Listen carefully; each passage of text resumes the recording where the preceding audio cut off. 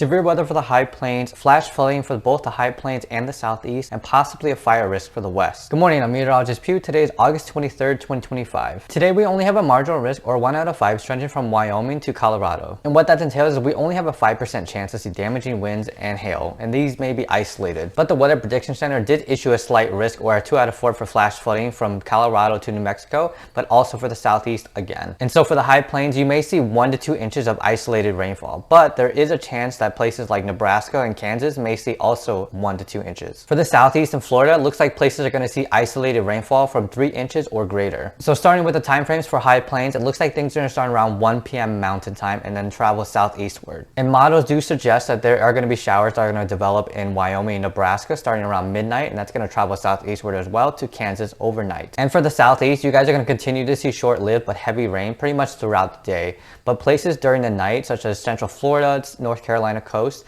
and maybe the southern Alps may see continued showers. For the eastern portion of the Great Lakes, it looks like things are going to start around 4 p.m. and you guys are going to see isolated showers or thunderstorms. And from southern California to Nevada, it looks like you guys are going to see isolated dry thunderstorms around 12 p.m. Pacific time. And so speaking of which, for fire, the isolated dry thunderstorm risk is mostly in southern California to central California to Nevada. And so for some of these storms, you may see downbursts of winds. And if we look at 500 millibars of midway to the troposphere, we could still see that this high pressure is sitting in the four corners, and it's just recycling all this mid-level moisture. Because the terrain in this area is so elevated and rigid, we're going to have a lot of orographic lift, or basically winds going up with the mountain and forcing upward motion. But in addition to that, we're also going to have a heat wave that's caused by an upper level ridge that's bringing in a lot of warm air all the way from the south to the west coast. And with that, we're going to have diurnal heating. So if we look at satellite imagery, we have somewhat clear skies, and more surface heating means more buoyancy, which is going to help with those rising motions. So unfortunately, from the west coast, from California all the way to Washington state, you guys are going to see temperatures 100 or even close to 100. And for the high plains, there's not much going on. There's some perturbations or little disturbances with these little pockets of faster wind speed going into slower wind speed may help with the upper level divergence or upward motion in these areas. But for the Great Lakes, it's the opposite story. It has really great shear, which is going to tilt those updrafts and prolong any of those storms that do develop over there. But for the southeast, there's pretty much no shear, which is why we're going to see short-lived and small cells. So looking at the surface, we have a cold front going from Ontario all the way to the high plains, and that's going to help with the surface lifts. But for the Great Lakes and Midwest, there's not a lot of things that are going to help with the severity of the storms. So for example, the dew points are only going to be around the 60s, which is pretty minimal. But also, if we look a little bit above the surface, we have some warm air aloft, and that's going to help prevent or cap these storms from developing. For the plains, we have a high pressure in the central plain that's bringing in clockwise flow, and that's going to bring easterly winds into Colorado. And when you have easterly winds going up to higher terrain, you have that orographic lift. And for the southeast, it's pretty much the same exact story. We have a stationary front that's bringing consistent lifts in a very warm and moist environment.